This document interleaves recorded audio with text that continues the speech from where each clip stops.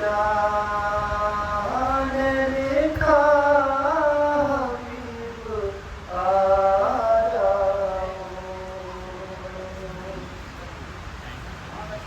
تمہارا دوست ہے تنہا، تمہارا دوست ہے تنہا، حبیب آ جاؤ، یہ ختم شاہ نے لکھا حبیب آ جاؤ، بتا رہا تھا اسے کوئی بھی نہیں ہے میرا، تو بولی ثانی زہرا حبیب آئے گا، ہے اس کو تم پہ بھروسہ، ہے اس کو تم پہ بھروسہ، حبیب آ جاؤ، یہ ختم شاہ نے لکھا حبیب آ جاؤ، شہید کیسے ہوا وہ بتاؤ گے آ کر، شہید کیسے ہوا وہ بتاؤ گے آ کر، تمہارے مسلم بے کس سناؤ گے آ کر، رقیہ تکتی ہے رستا، رقیہ تکتی ہے رستا، حبیب آ جاؤ، در بطول دوبارہ جلایا جائے گا، تمہارے دوست پہ خنجر چلایا جائے گا، در بطول دوبارہ جلایا جائے گا، تمہارے دوست پہ خنجر چلایا جائے گا، نہیں ہے وقت زیادہ، نہیں ہے وقت زیادہ، حبیب آ جاؤ، یہ ختم شاہ نے لکھا حبیب آ جاؤ، یہ خط نہیں اسے بہنوں کی آرزو سمجھو، ہمارے لفظوں کو زینب کی گفتگو سمجھو، بہن یہ کہتی ہے بھیا، بہن یہ کہتی ہے بھیا، حبیب آ جاؤ، یہ ختم شاہ نے لکھا حبیب آ جاؤ، محمد محمد صلی اللہ علیہ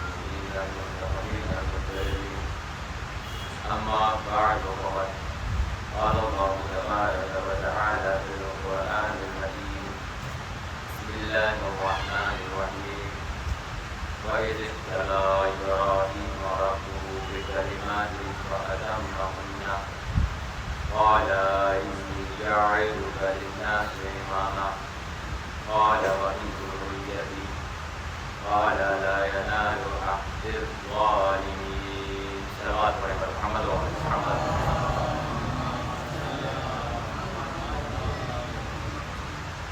معصوم کی حدیث ہے کہ دنیا میں سب سے کنجوس اور سب سے فقیر وہ انسان ہے جو صلوات پڑھنے میں کنجوسی ہے. مل جل کر صلوات پڑھیں پر محمد و آل محمد.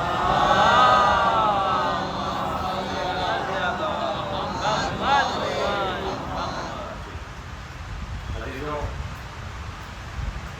مسلسل گفتگو کا آغاز امامت کے موضوع ہے. یہ لوگ صلوات پڑھتے ہیں اس میں خود راز امامت مخفی ہے.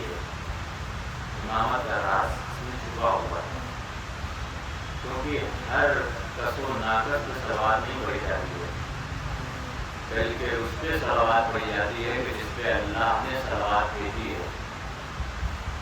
صرف اللہ نہیں بلکہ اللہ اور اس کے ملائکہ بھی درود بھیجتے ہیں. ایک اور مل کر صلوات پڑھیے پر محمد و آل محمد.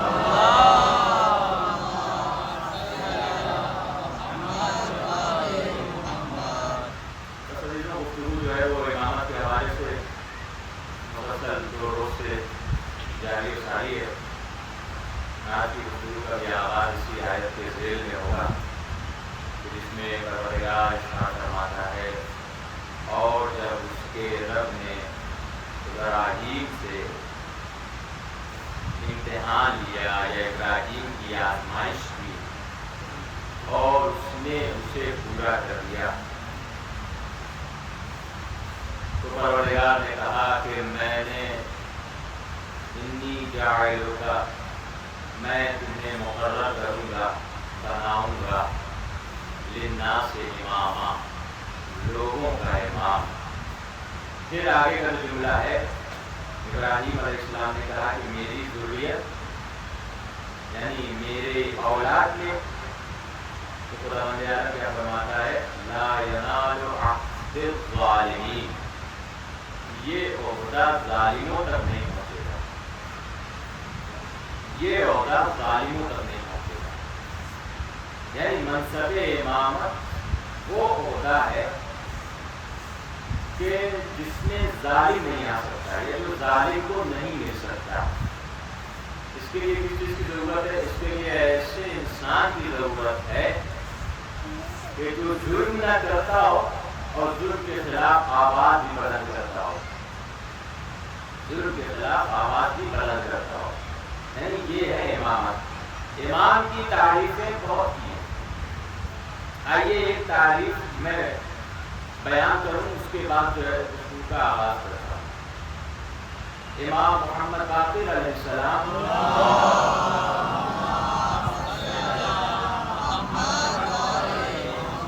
اصول کافی میں جلد 1 میں ارشاد فرماتے ہیں الامام یعرف ما فی قلوب الناس، یعنی امام وہ ہوتا ہے، امام وہ ہے جو لوگوں کے دلوں کے حال کو جانتا ہو. تعریف آپ کے ذہن میں آ گئی. یعنی امام وہ ہے کہ جو لوگوں کے دلوں کے حال کو جانتا ہو. یہ نہیں ہے کہ جو لوگوں کے حال کو جانتا ہو، بلکہ لوگوں کے دلوں کے حال کو، متوجہ رہیے گا، لوگوں کے دلوں کے حال کو جانتا ہو. اب میں ایک مثال دیتا ہوں. تقریباً سارے افراد جو عقل رکھتے ہیں، ذہن رکھتے ہیں، فکر کرنا جانتے ہیں، وہ دوسرے کے حال کو جان جائیں گے.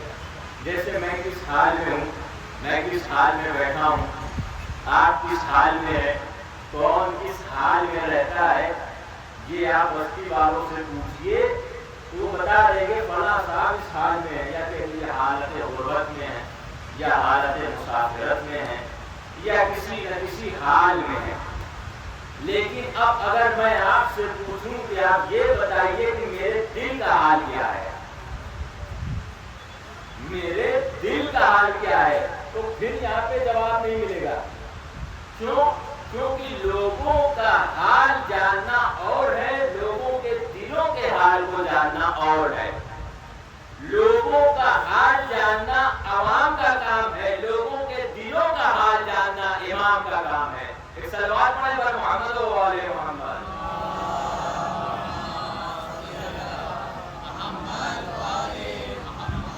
یعنی امام وہ ہوگا، آپ یہاں سے جڑیے گا، امام وہ ہوگا جو لوگوں کے دلوں کے حال کو جانتا ہو. اب مجھے آپ انصاف سے بتائیے کہ جس سے اپنے حال کی ہی فکر نہ ہو، متوجہ ہے، جسے اپنے حال کی ہی فکر نہ ہو، وہ دوسروں کے حال کو کیا جانے گا؟ اور اگر اپنے حال یا دوسروں کے حال کی فکر اسے ہو گئی تو وہ دوسروں کے دلوں کے حال کو کیا جانے گا؟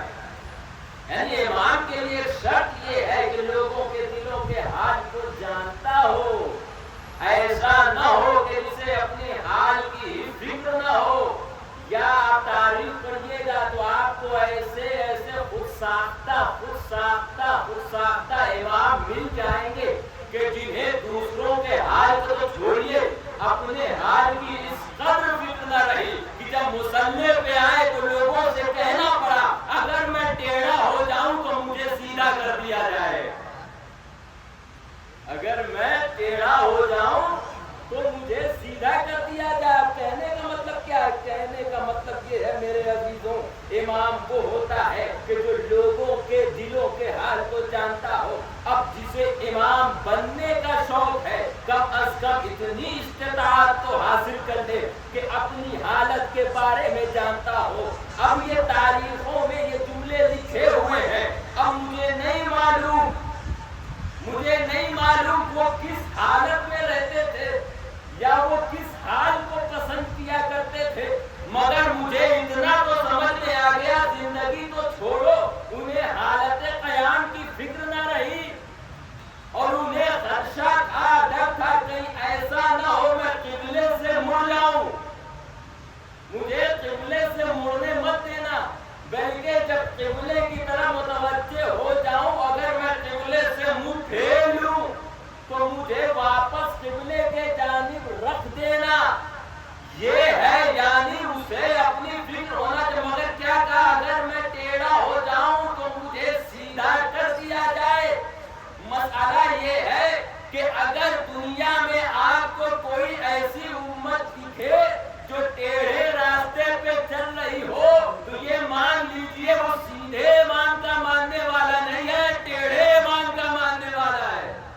ایک صلوات پڑھے پر محمد و آل محمد.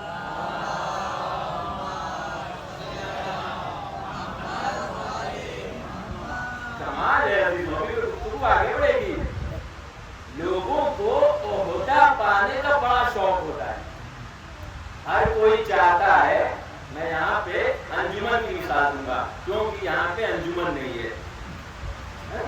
اگر میں ایسی جگہ پہ انجمن کی مثال دیتا کہ جہاں پہ انجمنیں ہوتی تو پھر لوگ ایک دوسرے کو کہتے اب اس کے سیکریٹری کی طرح ہوتا یہاں جماعت ہے تو میں انجمن کی مثال دوں. انجمن کا سیکریٹری بننا تو ہر ایک کا شوق ہو جاتا ہے، یعنی کہوں کہ انجمن کا صاحب بیان بننا ہر ایک کا شوق ہو جاتا ہے. لیکن وہ فکر نہیں کرتا کہ انجمن ایک معمولی سی انجمن 100 لوگوں کی انجمن کا سیکریٹری بننا، صدر بننا، اس کے لیے بھی کچھ شرط و شرائط ہوتے ہیں. اتنا تو اسے آنا چاہیے کہ پروگرام کو کیسے مینیج کرنا ہے، انجمن کو کیسے مینیج کرنا ہے، انجمن کو کیسے لے کے جانا ہے. لیکن جب شوق پال لیا کہ نہیں اب ہم انجمن کے سیکریٹری بنیں گے، اور پھر جب وہ انجمن کا سیکریٹری بن جائے اور انجمن کو اپنے حساب سے چلائے، انجمن کے حساب سے نہ چلائے تو لوگ اس کی مخالفت کرنے لگیں گے. بھائی عزاداری کی آداب ہے نا، اگر آداب عزاداری کے خلاف وہ انجمنوں کو چلانے لگے یا میں یوں کہوں اگر وہ انجمن کا استعمال خود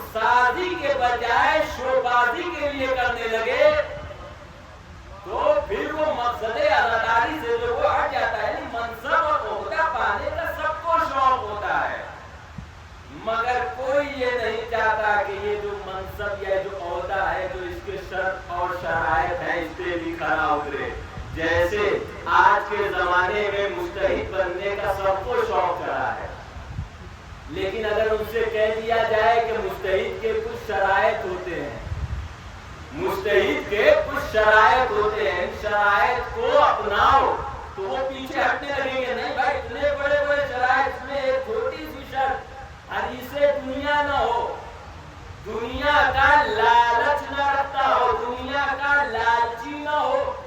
وہ کہ جو نکاح میں جہیز میں گاڑیاں مانگ کے آیا ہے وہ کل کہتا ہے کہ میں بھی چاہوں تو کتابوں سے استنباط کر سکتا ہوں، میں بھی چاہوں تو فتوے نکال سکتا ہوں. مطلب یہ کہ منصب امامت کے لیے شرط ہے، بغیر شرط کے کوئی بھی کام چلنے والا نہیں ہے. اور وہ عہدہ کہ جو منصوص من اللہ ہے، جو اللہ کے جانب سے آیا ہے، اس میں بھی بہت شرط و شرائط ہیں. اب یہاں سے شعر سنیے گا، حقیر نے شعر لکھا، کرم آل محمد کا زمانے پہ رہا ورنہ. شعر سنیے گا، کرم آل محمد کا، ذہن میں رکھیے گا، کرم آل محمد کا زمانے پہ رہا ورنہ. سمندر آب بادل اور رواں دریا نہیں ہوتا، سمندر آب بادل اور رواں دریا نہیں ہوتا. قسم کھا کے خدا کہتا ہے اگر احمد نہیں ہوتے ستارے چاند سورج نور کا جلوہ نہیں ہوتا، ستارے چاند سورج نور کا جلوہ نہیں ہوتا. حقیقت ہے اگر کربلا سرور نہیں جاتے ستمگر کفر ظالم پھر کبھی رسوا نہیں ہوتا، ستمگر کفر ظالم پھر کبھی رسوا نہیں ہوتا. ارے امامت کے لیے شرط و شرائط بھی ضروری ہے، شرابی چور باغی تو اہل اس کا نہیں ہوتا. ایک سلوات پڑھا پر محمد و آل محمد.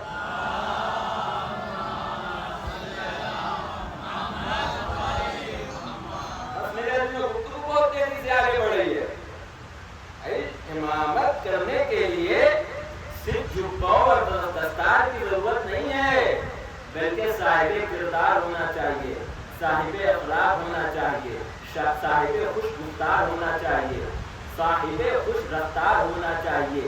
اس کے اندر ایسی نیکیاں بھری ہو کہ اسے کہنے کی ضرورت نہ پڑے کہ میں تمہارا امام ہوں، بلکہ دوسروں کو کہنا پڑ جائے آپ ہی ہمارے امام ہیں.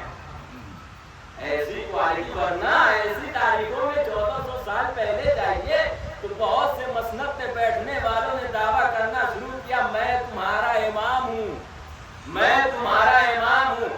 اب میں ایک بات کہوں کہ اگر زمانے میں کوئی سماج سیوک ہو، سماج سیوک ہو، سوشل ورکر ہو اور وہ لوگوں کی خدمت کرتا ہو، وہ لوگوں کی خدمت کرتا ہو، میں ان سوشل ورکر کی بات نہیں کر رہا ہوں کہ کسی کو 10 کلو آٹا بھی دیتے ہیں تو 10 تصویریں کھنچواتے ہیں، ان کی بات نہیں ہو رہی ہے. بات کچھ اچھے لوگوں کی ہو رہی ہے جو واقعی چاہتے ہیں کہ لوگوں کی خدمت کی جائے، ہے نا، جو چاہتے ہیں کہ لوگوں کی ضرورت کو پوری کی جائے.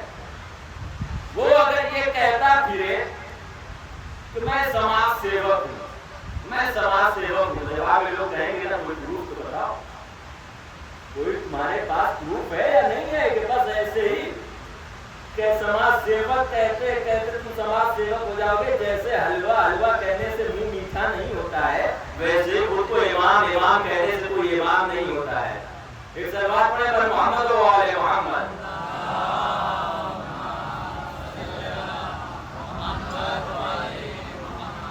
وہ یعنی کہ اس کے مقاصد کو پورا. اب وہ کہتا پھرے کہ میں سماج سیوک ہوں، میں سوشل ورکر ہوں، لوگ کہیں گے بھائی کوئی پروف دکھا دو، کچھ کام کیا ہے تم نے کمیونٹی کے لیے، کچھ کام کیا ہے تم نے اپنے نگر کے لیے کہ بس کہتے ہی پھر رہے ہو. وہ کہے گا کہ ہاں کچھ کام ہے کہ جنہیں انگلیوں پہ گنایا جا سکتا ہے، اور وہ 1-2 کام بتا دے گا اور اسے سماج سیوک وہ لوگ مان جائیں گے جنہیں صرف 2 کام کے بارے میں معلوم ہے، بقیہ کاموں کے بارے میں نہیں معلوم. بس وہی ہوا کچھ صاحبان کے ساتھ، بتایا میں نے یہ کام کر دیا، میں نے یہ کام کر دیا. اب جو سامنے لوگ موجود تھے ان کو یہی 2 کام کا پتہ تھا کہ امام بننے کے بعد بس یہی ہوتا ہے کہ رسول کے امامے کو سر پہ رکھ لیا جائے، رضا کو گرفتار کر لیا جائے. اس سے کسی نے یہ سوال نہیں کیا کیا امامت کی کوئی اور ڈیمانڈ ہے کہ نہیں ہے، کوئی اور مانگ ہے کہ نہیں ہے، کہ بس اتنا ہی ہے. اب وہاں پہ ہم نے دیکھا کچھ ایسے امام تھے کہ جس نے نہج البلاغہ میں ایک جملہ کا، آپ یہاں سے جڑیے گا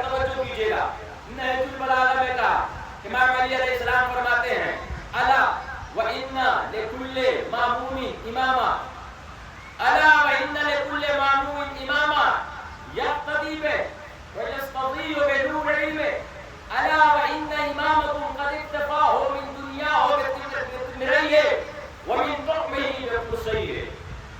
امام نبی بلاغہ میں فرماتے ہیں، یعنی ایک امام، میں نے حدیث کیا تھا، یعرف الامام الا الامام، امام کو صرف امام پہچانتا ہے اور کوئی نہیں پہچانتا.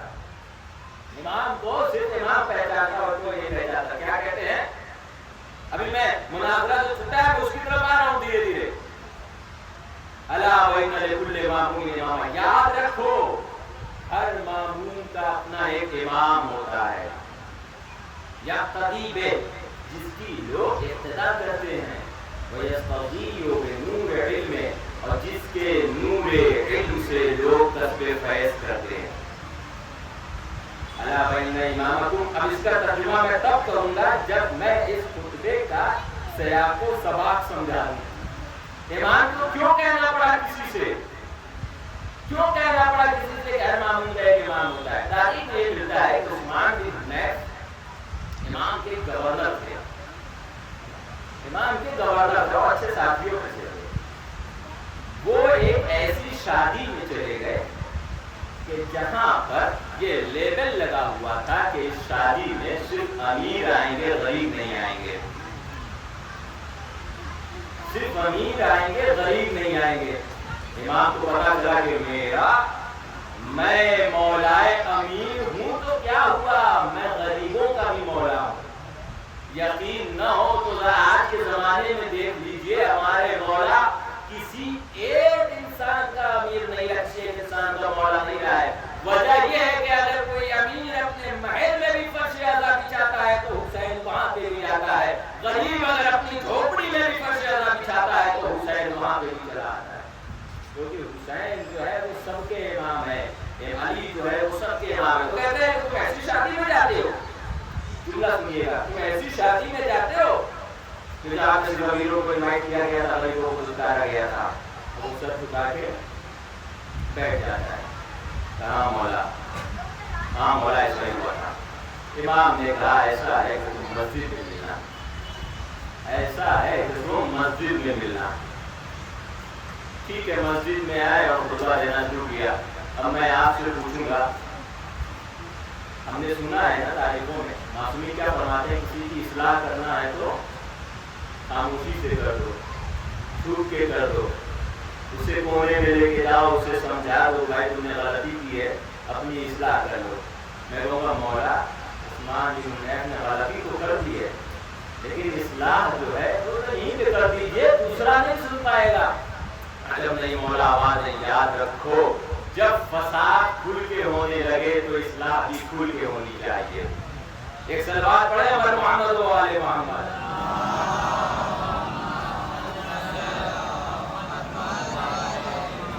جب فساد کھل کے ہونے لگے تو اصلاح بھی کھل کے ہونی چاہیے. اس لیے امام جو نکلے ہیں مدینے سے کیا کہتے ہوئے، انی لمحروج رہوں ولا مطروں ولا ظالم ولا مفسدا بلندما خرجت لطلب الاصلاح فی امت جدید. میں اپنی امت کی اصلاح کے لیے نکل رہا ہوں، میں اپنی امت کی اصلاح کے لیے نکل رہا ہوں، کیونکہ یزید نے فساد جو ہے وہ علن اعلان پھیلانا شروع کر دیا ہے. اب اس کے فیصلے مسجد میں نہیں ہوں گے بلکہ کربلا کے کھلے میدان میں فیصلے ہوں گے، کیونکہ اب یہاں پہ اسلام کی امام نے کہا ایسی شادی آؤ مسجد میں. اب جو مسجد میں آئے تو امام نے یہ خطبہ ارشاد فرمایا کہ ہر مامون کا اپنا ایک امام ہوتا ہے، یقتدی بہ، جس کی لوگ پیروی کرتے ہیں، ویستضیء بنور علم، جس کے نور علم سے قصد فیض کرتے ہیں. علم سے قصد فیض نہیں کہا ہے بلکہ نور علم سے. مطلب یہ ہے کہ ہر علم سے قصد فیض نہیں کیا جا سکتا ہے، وہ علم جس سے نور خدا ظاہر ہو اس سے قصد فیض کیا جاتا ہے. جو کر رہے جس کے نور علم سے قصد فیض کیا جائے. اب امام نے کہا وَإِنَّ إِمَامَكُمْ قَدْ اِكْتَفَى مِنْ دُنْيَاهُ بِتِمْرَيْهِ. کیا تمہیں نہیں معلوم کہ تمہارا امام یہ علی ہے، تمہارا امام یہ علی ہے جس نے اس دنیا سے پہننے کے لیے 2 کپڑے لیے اور کھانے کے لیے صرف 2 روٹیاں لی. توجہ کیجیے گا، امام ہے. امام یہ کہتا ہے کہ جس نے دنیا سے کھانے کے لیے 2 روٹیاں، پہننے کے لیے 2 کپڑے، پہننے کے لیے 2 کپڑے، اور پورے ان کپڑوں میں زندگی کو بسر کر دیا، پوری اپنی حکومت کو، میں کبھی آ گیا ہوں، پوری حکومت کو ان 2 کپڑوں میں گزار دیا، اور محض 2 روٹیاں کھایا کرتے تھے. کہا تمہارا امام یہ علی ہے. اس وقت امام حاکم تھے، بیت المال کی چابی امام کے پاس تھی، چاہتے تو روز نیا کپڑا بنواتے اور ودیش کا دورہ کرتے چلے جاتے، کوئی روکنے والا نہ ہوتا. روز نئے کپڑے پہنتے، کوئی روکنے والا نہ ہوتا. امام کہیں گے میں امام تو ہوں، میں حاکم تو ہوں، مگر میں ایسا امام بننے والا ہوں جو لوگوں کے لیے آئیڈیل ہونے والا ہوں.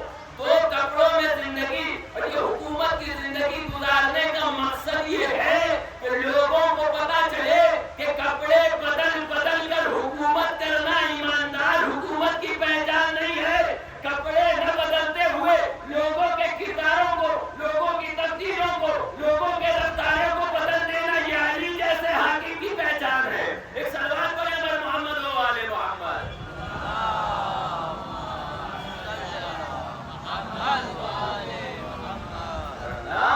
حکومت کرنے والوں نے حکومتیں کی ہیں مگر اپنے حساب سے حکومت کی ہے.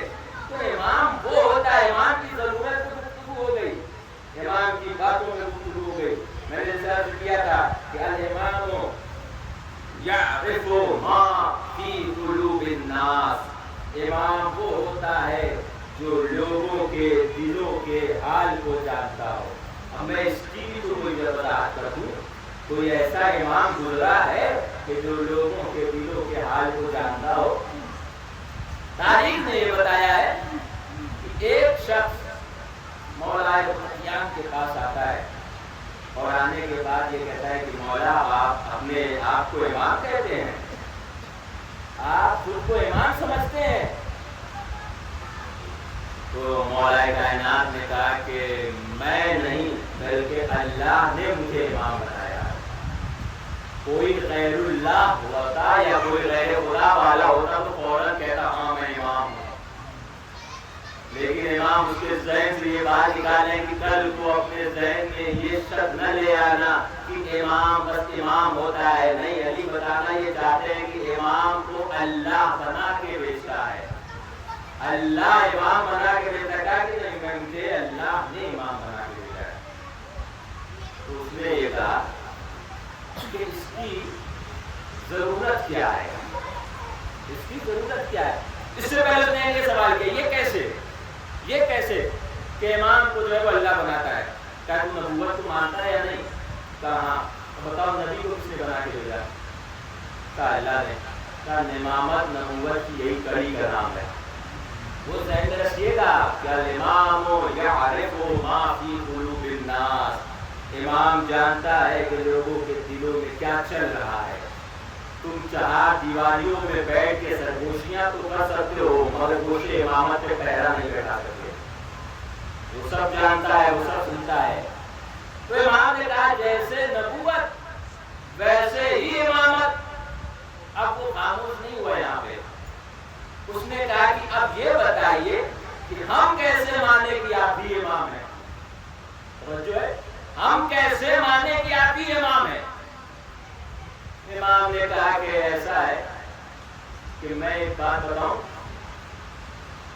میں یہ بتا دوں کہ تمہارے دل میں اس وقت کیا چل رہا ہے. الامام یعرف ما فی قلوب الناس. امام وہ ہوتا ہے جو لوگوں کے دلوں کے حال کو جانتا ہے. کہو تو ابھی بتاؤں تمہارے دل میں کوئی اور بھی سوال ہے تو یہاں پر لے کے آئے ہو. کہا مولا بتائیے. اس نے کہا بتائیے. کہا کہ تمہارے دل میں ایک سوال یہ ہے کہ جو امام ہوتا ہے اس کی پہچان کیا ہوتی ہے. اس نے کہا ہاں میرا سوال تو یہی تھا، میرا سوال تو یہی تھا. پھر امام نے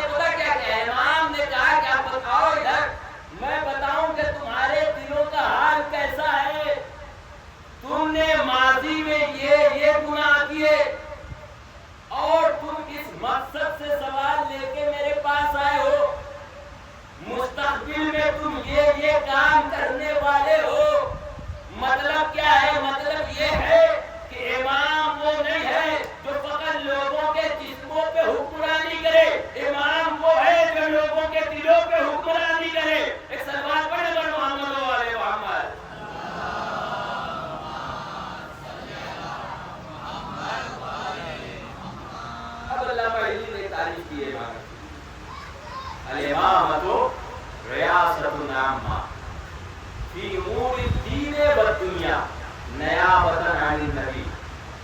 امام ایک ریاست عامہ ہوتی ہے دین اور دنیا کے معاملات میں. کس کی نیابت میں؟ نبی کی نیابت میں. نبی کی نیابت. یہاں پہ امام علی علیہ السلام نے کیا کہا؟ امام علی علیہ السلام نے جو کہا وہ یہ کہا ہے کہ امامت جو ہے وہ نبوت کی ایک کڑی ہوتی ہے. امامت جو ہے وہ نبوت کی ایک کڑی ہوتی ہے. وہ اور ہیں کہ جو دنیاوی عہدے کو پانے کے بعد نبوت کے خلاف آ کے کھڑے ہو گئے. یہ نبی والا امام ہے جن نے کسی بھی مقام میں نہ رد میں نہ بد میں نہ سفر میں نہ حضر میں نہ جنگ میں نہ کسی بھی موقع پر اپنے نبی کو تنہا نہیں چھوڑ کے جاتا ہے. امام تو وہ ہوتا ہے. کیا کہا؟ امام تو ریاست العامہ فی امور الدین و دنیا. امام وہ ہوتا ہے کہ جو دین اور دنیا میں لوگوں کی رہنمائی کرتا ہے. بس یہ آخری جملہ ہوگا. دین اور دنیا میں لوگوں کی رہنمائی کرتا ہے. دین اور دنیا میں. اب اس کے آگے بات ہوگی. دین اور دنیا میں لوگوں کی رہنمائی کرتا ہے. مطلب کیا ہے؟ مطلب یہ ہے کہ امام ایسے کو مانیے کہ جس کی عرش پہ بھی چلتی ہو اور فرش پہ بھی چلتی ہو. تبھی تو دین اور دنیا ساتھ میں جائے گا نا. ایسے کو مانیے امام کہ جس کی عرش پہ بھی چلتی ہو اور فرش پہ بھی چلتی ہو. اگر وہ زمین پہ بیٹھا ہو تو اگر زمین پہ بیٹھا ہو تو سورج کو حکم دے دے اور سورج کو پلٹنا پڑ جائے. اور زمین پہ بیٹھا ہو اور معراج پہ نبی کو شوق ہو جائے کہ مجھے لہجہ علی میں گفتگو چاہیے تو معراج کے ساتوں پردوں کو چیرتا ہوا آسمان پہ پہنچ جائے. یعنی ایسا ہونا چاہیے. دین اور دنیا میں جب ہمیں مشکلیں آتی ہیں تو ہم کیا کرتے ہیں؟ دنیا میں جب ہمیں مشکلیں آتی ہیں تو ہم یا علی مدد کہتے ہیں. اور ہم نے دیکھا کہ ہماری زبان سے جیسے ہی یا علی مدد نکلا ادھر امام علی علیہ السلام آئے اور ہماری مدد کر کے چلے گئے. یہ تو ہوا دین دنیا کا معاملہ. اب کوئی ایسا تو ہو کہ جو تین ہی راستوں پہ ہماری ہدایت کر سکے کہ جہاں پہ دین کی ضرورت ہے. میں نے دیکھا کہ قبر کا بڑا سناٹا ہے جہاں پہ دنیا کا کوئی کام آنے والا نہیں ہے. نہ دنیا کے دوست یہاں آ رہے ہیں, نہ میرا باپ آ رہا ہے, نہ میرا بھائی آ رہا ہے, نہ میرے رشتے دار آ رہے ہیں, نہ میرے جانے والے ہیں. مطلب یہ ہے کہ قبر سے گھر کی دنیا ہے وہ دنیا والی ہے, مگر قبر میں اور قبر کے بعد کی جو دنیا ہے وہ دین والی دنیا ہے. اب ہمیں قبر میں ایسے امام کی ضرورت پڑنے والی ہے جو دین کا بھی امام ہو اور دنیا کا بھی امام ہو. فرشتوں کا سوال شروع ہوا, تمہارا کعبہ کیا ہے, تمہارا قبلہ کیا ہے, تمہاری کتاب کیا ہے, تمہارا دین کیا ہے. اب جب اس نے سوال کرنا شروع کر دیا تمہارا امام کیا ہے, میرے لب پہ تالے لگ گئے. ادھر کرسی پہ علی آ کے بیٹھے, بتاتا کیوں نہیں ہے تمہارا امام علی ہے.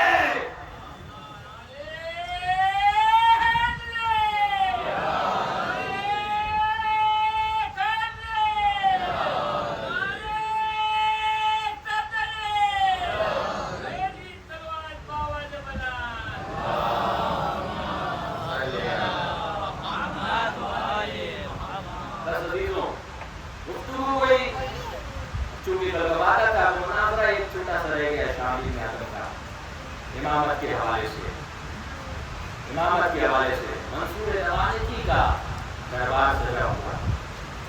دیکھیے امام کی اگر آپ امامت کا اگر آپ دفاع کریں گے نا تو امام آپ کا دفاع کرے گا. ہشام ابن حکم جو کل میں نے مناظرہ کو سنایا تھا ان کے بارے میں امام علی علیہ السلام نے کیا فرمایا, چھٹے امام نے فرمایا تھا کہ یہ جو تم نے مناظرہ کیا ہے نا یہ ابراہیم اور موسیٰ کے صحیفوں میں درج ہو گیا ہے. سمجھ رہے ہیں آپ؟ ولایت کے دفاع کو آسان مت سمجھیے. ولایت کا دفاع کرنے والے کا ذکر قرآن میں بھی ہوتا ہے اور صحیفہ موسیٰ اور ابراہیم میں بھی ہوتا ہے. تو منصور روانی کا ایسے دربار لگا ہوا ہے, مناظرہ چل رہا تھا, قرآن سے دلیل دے دیا, یہی آیت پڑھی. ابھی کیا بات ہو رہی ہے فلسفے کے عنوان سے, کہا کہ یہ بتاؤ کہ امام کی ضرورت ہی کیا ہے جب اللہ حاکم ہے؟ تو ہشام ابن عاصم نے کہا یہ بتاؤ یہ جو تمہارا خلیفہ ہے منصور دوانقی، یہ تمہارا خلیفہ ہے منصور دوانقی، یہ جب بیمار ہوتا ہے تو اس کے پاس جاتا ہے، جب یہ بیمار ہوتا ہے تو اس کے پاس جاتا ہے، کیا بیمار ہوتا ہے تو حکیم کے پاس جاتا ہے، ٹھیک ہے یہ بتاؤ کہ جب تمہارا خزانہ بگڑ جائے تو اس کے پاس جاتے ہو؟ تو کہا ہے کہ میں خزانہ کار کے پاس جاتا ہوں جو خزانے کو ٹھیک کر دے۔ یہ بتاؤ جب تمہارے یہ خلیفہ کو مشورت کی ضرورت ہوتی ہے تو اس کے پاس جاتا ہے، کیا وزیر کے پاس جاتا ہے؟ کیا بتاؤ تمہاری سلطنت کہاں تک ہے، وہ جو کر رہے ہیں تمہاری حکومت کہاں تک ہے؟ کہا کہ ہماری حکومت جو ہے یہ چند علاقے تک ہے۔ کیا یہ چند علاقہ لے کر خلیفہ کو تم نے بیٹھا دیا، لشکر بھی دے دیا، ایسے بات پر محمد و آل محمد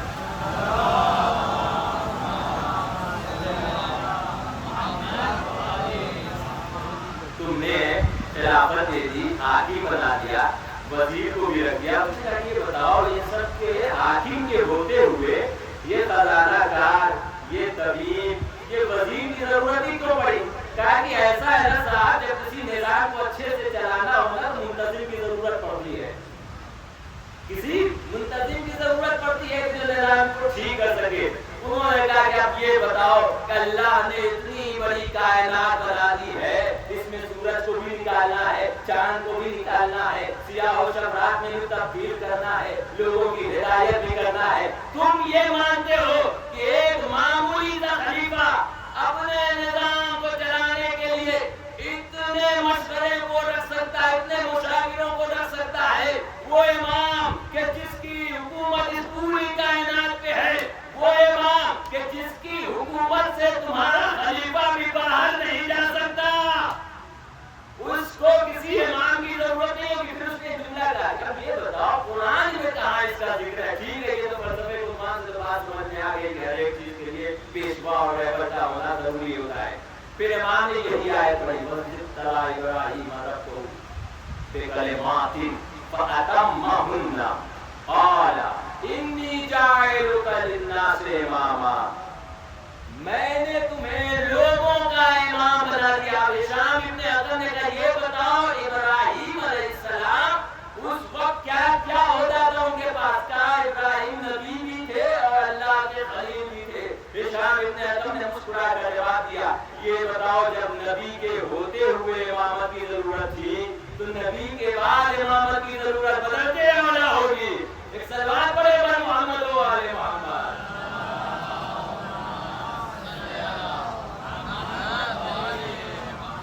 بس میرے عزیزوں بغیر وقت ہے کہ آپ کو امامت کے عنوان سے بغیر تمیز گفتگو کیے ایسے ایسے نکات ہیں میرے عزیزوں، آج وقت کا امام ہے، ہم اس سے نہ غافل ہوں، ہم اس پہ گفتگو ہوگی کہ وقت کے امام کی ہم سے کیا ڈیمانڈ ہے۔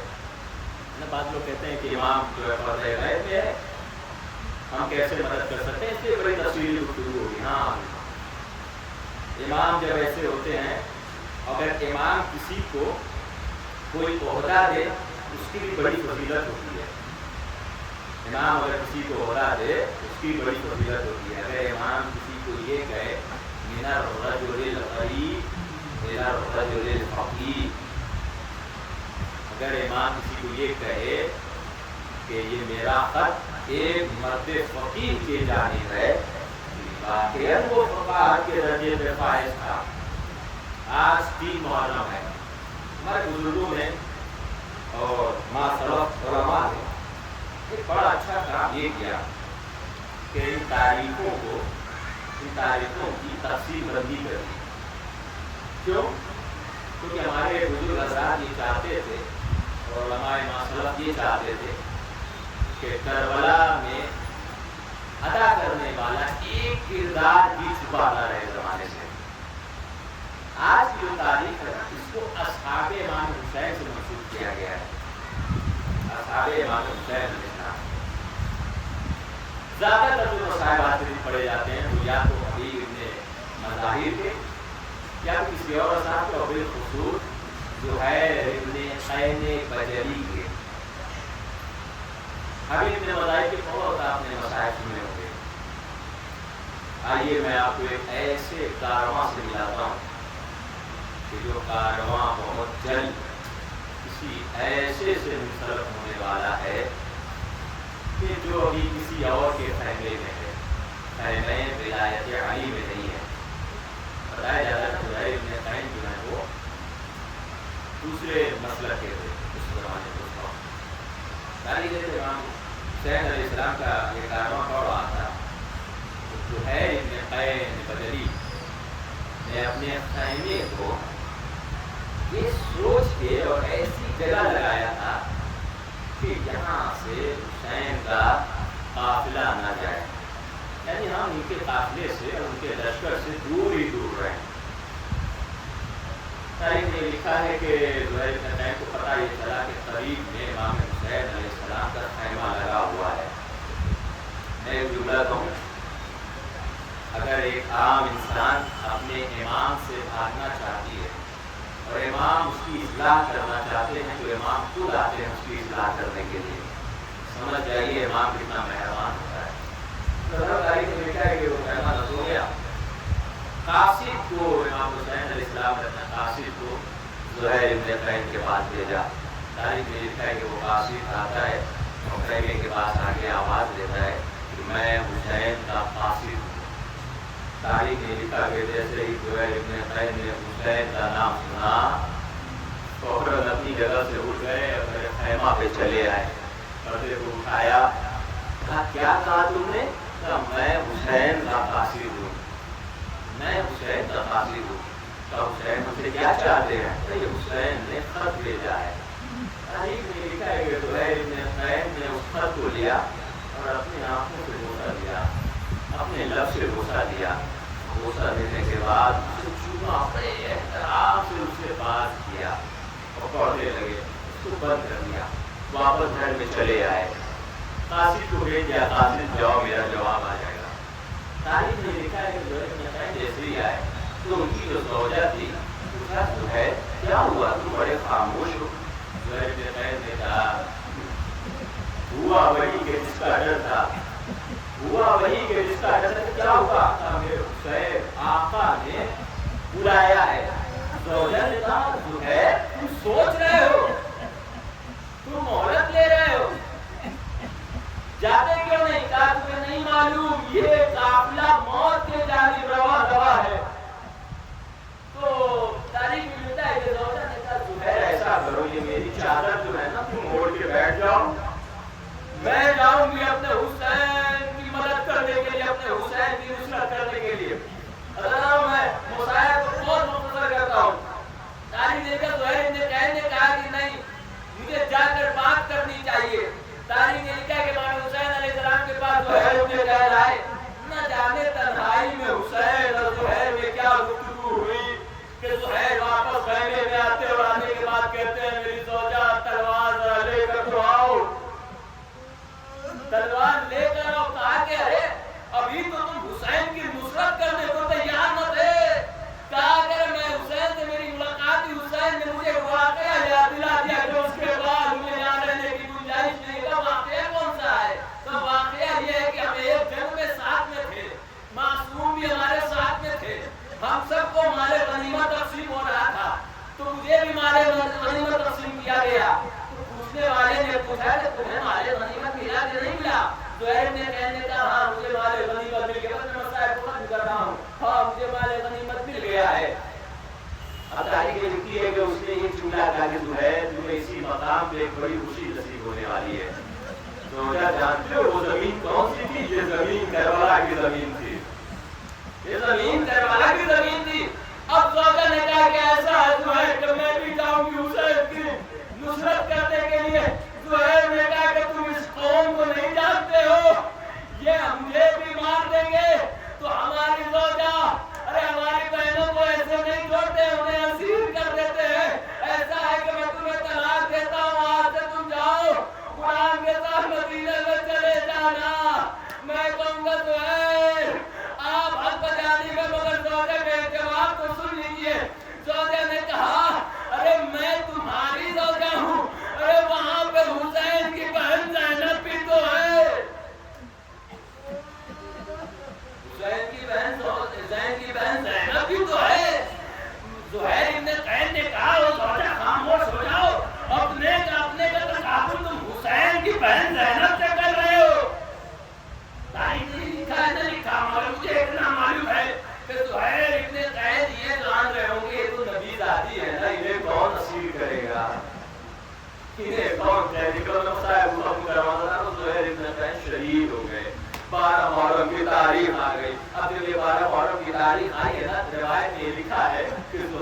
नजरैन की ज़ौजा घर में बैठी हुई थी।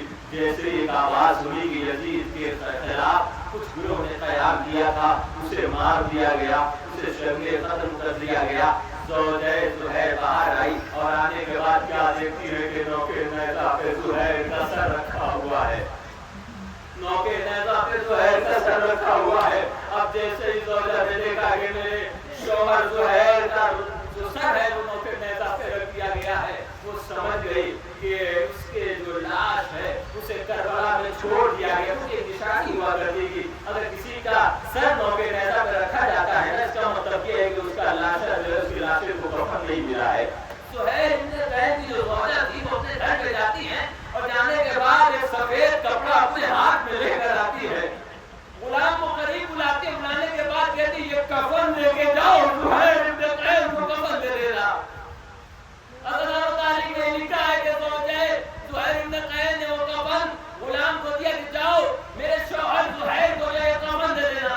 तारीख में लिखा है कि वो जाता है, जाने के बाद जब वक्त हुआ आमद का, जब आने का वक्त हुआ तो ज़ुहैर इब्न क़ैन की जो ज़ौजा थी वो दरवाजे के पीछे खड़ी हुई थी, वो पर्दे के पीछे खड़ी हुई थी। मैं इंतजार कर रही हूँ, हो सकता है कि मेरे वालियों वारिस को किसी ने जो वो कफन दे दिया हो, किसी ने दफन कर दिया हो। तारीख में ये मिलता है कि जब वो गुलाम वापस आया ना, तो आने के बाद उसने दरवाजे पे उसने खुलवा दिया।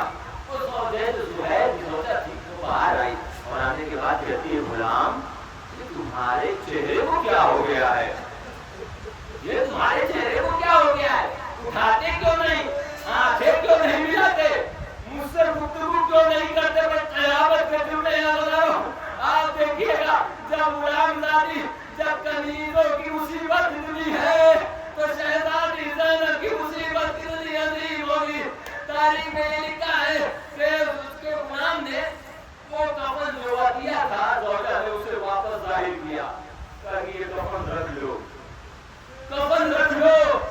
ज़ुहैर की ज़ौजा ने कहा तुमने कफन न दिया मेरे वालियों वारिस को, क्या किसी ने कफन दे दिया था, क्या किसी ने कफन दे दिया था।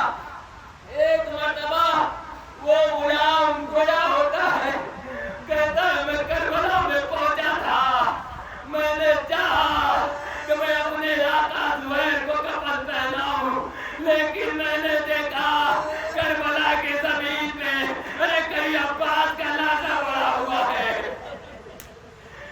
इतने लाशे पड़े हुए हैं, अब चौके हुसैन की लाश मुझसे पहचानी न गई। लेकिन मुझे समझ में आया हुसैन को भी कफन नहीं मिला है। एक मर्तबा वो गुलाम कहता है आकाज़ादी जब हुसैन को कफन न मिला तो मेरे आका को कफन नहीं मिलना चाहिए।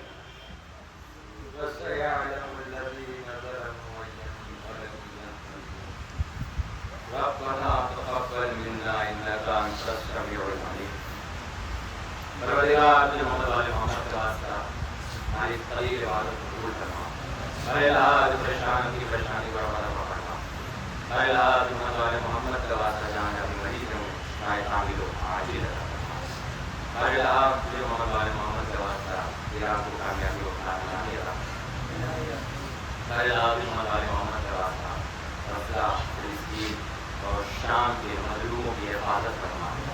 परवरदिगार मोहम्मद वाले मोहम्मद का वास्ता रोज़े जनाब ज़ैनब नाम मिलाने की हिफाज़त फरमा। अरे अल्लाह मोहम्मद वाले मोहम्मद का वास्ता जो मुतक़ी ने आलिशान रोज़ा तहमीर फरमा। अरे अल्लाह तुझे मोहम्मद वाले मोहम्मद का वास्ता जिस पर सारा काम करवाना आज से अल्लाह ताला को जो शरीक के रूप में तहवीर फरमा।